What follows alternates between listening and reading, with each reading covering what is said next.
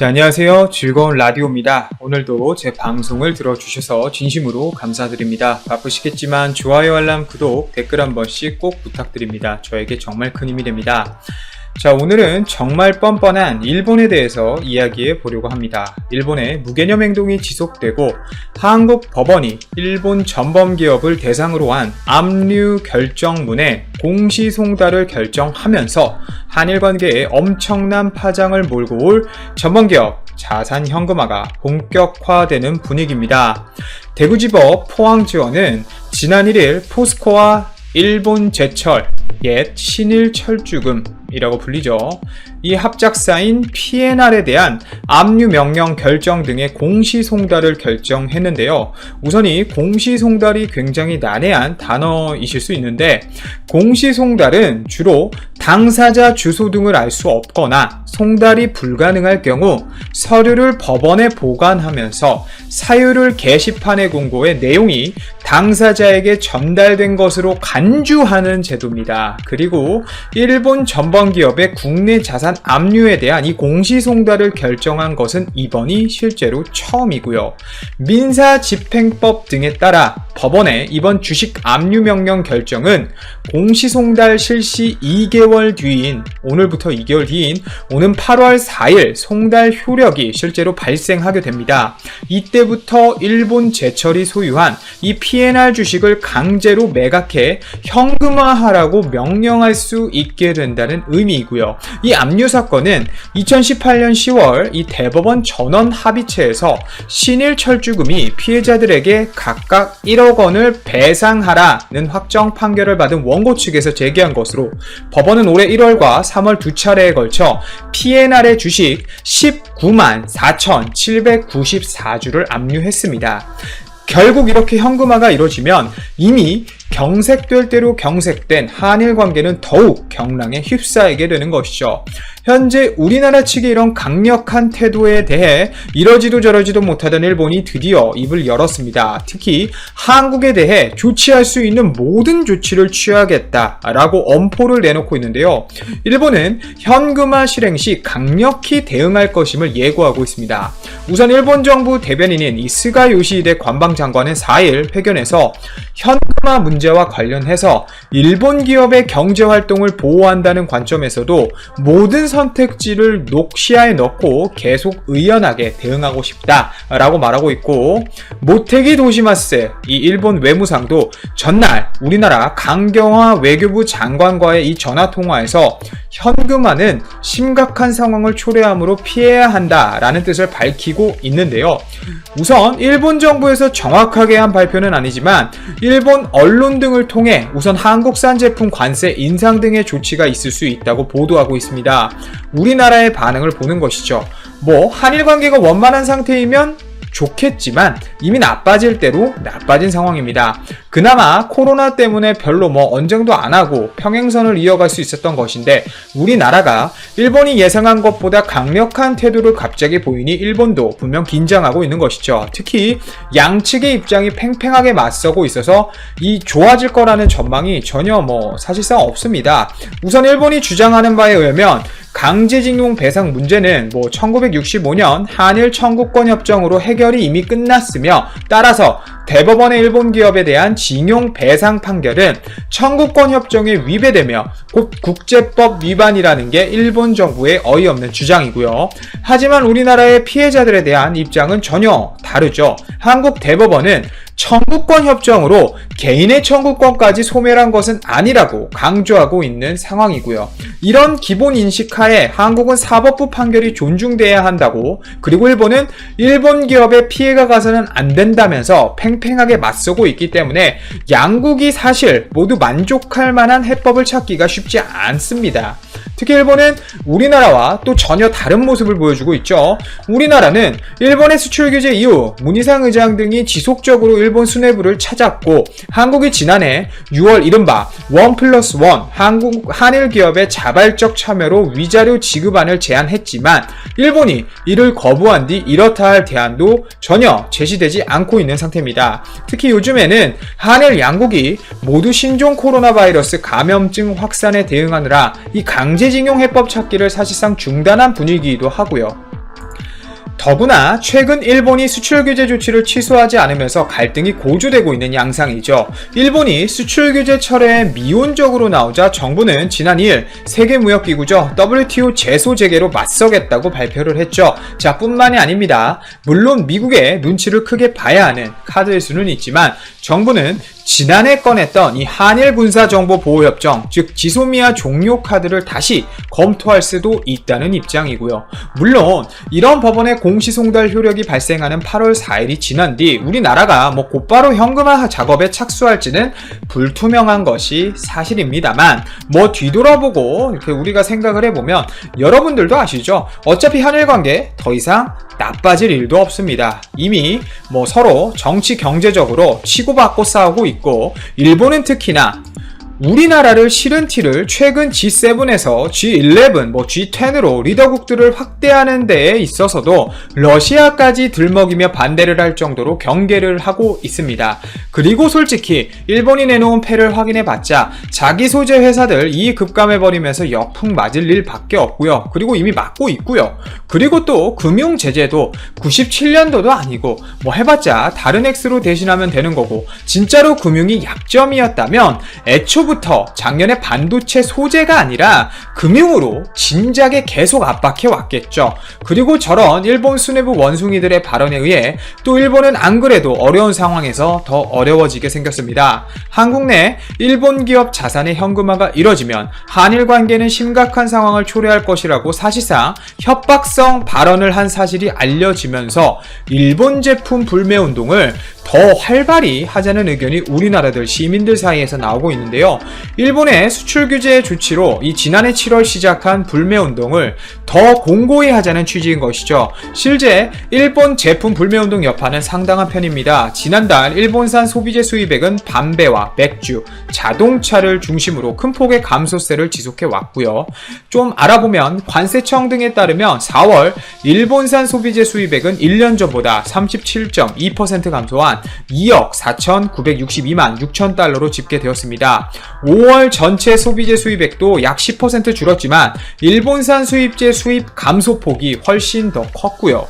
일본산 소비재 수입액 감소폭은 올해 1월 35.9%에서 2월 조금 15% 정도로 둔화가 됐다가 3월 다시 17.7%에 이어 지난달 다시 30%대로 확대되었습니다. 특히 일본산 맥주 수입액은 63만 달러로 1년 전보다 무려 약 90% 급감했는데 2년 전이죠. 2년 전만 해도 2018년 기준 한국은 일본 맥주 업계의 최대 해외 시장이었는데도 불구하고 수출 규제 조치가 딱 단행된 작년 7월 이후부터 급감으로 돌아서면서 올해에도 2월 마이너스 93%, 3월에 마이너스 87%의 감소세를 이어가고 있습니다. 자, 이뿐만이 아닙니다. 자동차 시장도 상황은 비슷한데요. 한국 수입 자동차 협회 통계에 따르면 지난달 렉서스, 토요타, 혼다, 닛산, 그리고 이제 철수하는 인피니티, 닛산 등 대부분 일본 브랜드의 판매량이 급감했죠. 일본산 자동차 수입액은 작년 4월보다 약 60% 줄어든 6,200만 달러 수준으로 집계되었고 전월 대비로도 약 15% 감소했습니다. 전체 자동차 수입액에서 일본산이 차지하는 비중도 올해 2월 10.6%에서 지난달 5.5%로 줄어든 것이죠. 자, 이뿐만일까요? 패션업계도 작살났죠. 일본 브랜드 고전은 지속되고 있습니다. 유니클로가 빼놓았던 이 저가 브랜드 GU는 오는 8월께 국내 오프라인 시장에서 완전히 철수하기로 결정했죠. 유니클로와 GU를 운영하는 이 FRL 코리아에 따르면 GU 온라인 스토어 또한 7월 말까지 운영하기 때문에 이 사실상 GU라는 브랜드는 퇴출당한 것과 다름이 없습니다. 엄청난 성과라고 볼 수 있겠고요.